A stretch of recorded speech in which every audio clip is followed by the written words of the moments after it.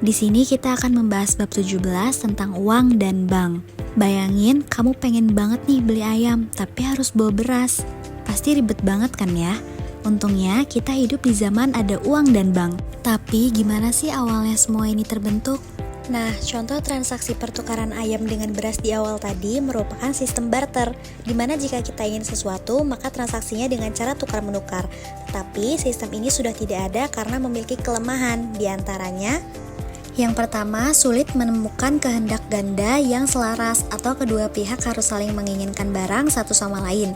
Yang kedua, sulit menentukan nilai atau harga barang karena tidak ada satuan nilai tetap. Dan yang terakhir, membatasi pilihan pembeli karena harus sesuai dengan keinginan penjual.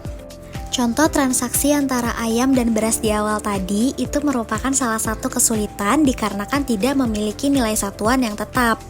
Karena ayam dan beras kan sebenarnya memiliki nilai yang berbeda. Membatasi pilihan pembeli ini dikarenakan jika penjual ingin menjual barang A, maka penjual hanya ingin ditukar dengan barang B misalnya. Jadi membatasi keinginan pembeli untuk membeli suatu barang. Itulah kelemahan dari adanya sistem barter ini. Oleh karena itu, sistem barter ini telah ditiadakan.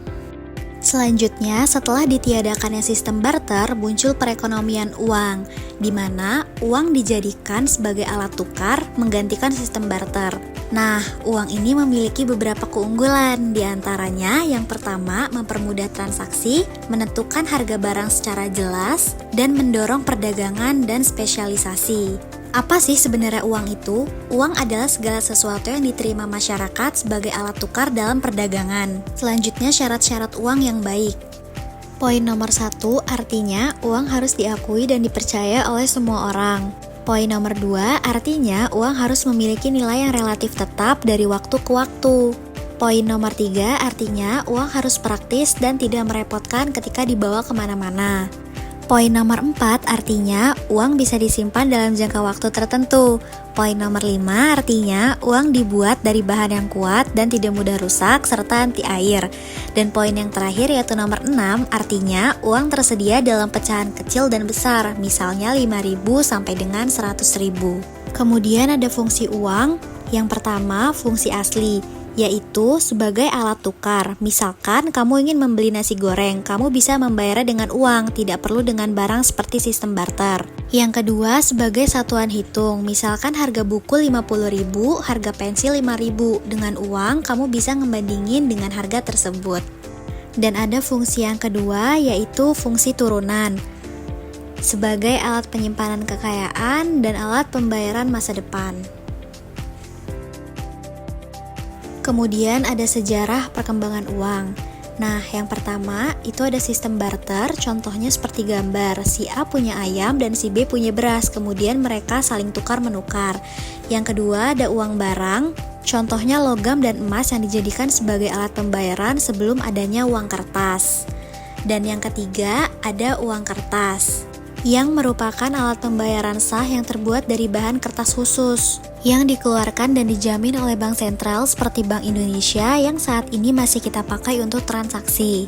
Yang terakhir yaitu uang giral, uang yang disimpan di bank dan dapat digunakan untuk transaksi non-tunai, contohnya saldo dalam rekening tabungan. Kemudian ada permintaan uang, yaitu ada dua. Yang pertama teori kuantitas, isinya tuh bilang bahwa jumlah uang memengaruhi langsung harga barang. Dan yang kedua itu ada teori Keynes. Keynes tuh bilang bahwa orang pegang uang karena tiga hal, yaitu untuk transaksi, berjaga-jaga, dan spekulasi.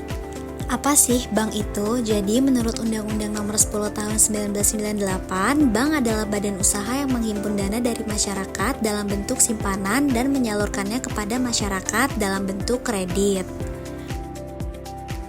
Kemudian ada fungsi utama bank. Yang pertama sebagai penciptaan uang. Ketika seseorang menyimpan uang di bank, uang itu tidak hanya disimpan, tetapi dipinjamkan kembali kepada orang lain oleh bank dalam bentuk kredit. Sedangkan bank sebagai penjaga stabilitas ekonomi itu berfungsi menjaga agar ekonomi tidak panas, inflasi tinggi atau dingin, resesi, dan sistem keuangan tetap aman dan lancar. Selanjutnya itu ada jenis-jenis bank. Jadi dibagi menjadi 3. Yang pertama itu berdasarkan fungsinya, yaitu ada bank sentral. bank yang mengatur kebijakan moneter dan menjaga kestabilan sistem keuangan nasional. Contohnya itu Bank Indonesia atau BI. Dan yang kedua, itu ada bank umum. Jadi bank umum ini melayani kegiatan perbankan secara luas seperti menghimpun dana, memberikan kredit, dan layanan keuangan lainnya. Contohnya itu ada BCA, BRI, atau Mandiri. Dan yang ketiga itu ada bank perkreditan rakyat, yaitu bank yang melayani segmen mikro, tidak menyediakan jasa giro, dan tidak terlibat dalam transaksi valuta asing. Dan yang kedua berdasarkan kepemilikan. Yang pertama itu ada bank milik pemerintah, dimiliki dan dikelola oleh pemerintah, contohnya ada BNI dan BTN. Yang kedua ada bank swasta, dimiliki oleh pihak swasta dalam negeri, contohnya Bank Mega. Dan yang terakhir itu ada bank asing, cabang atau anak perusahaan bank dari luar negeri, contoh Citibank. Dan yang ketiga itu berdasarkan prinsip operasional, ada bank konvensional dan ada bank syariah yang beroperasi berdasarkan prinsip Islam seperti bagi hasil, jual beli, dan sewa penyewa tanpa bunga. Baiklah, itu saja yang dapat saya sampaikan. Sekian, terima kasih. Wassalamualaikum warahmatullahi wabarakatuh.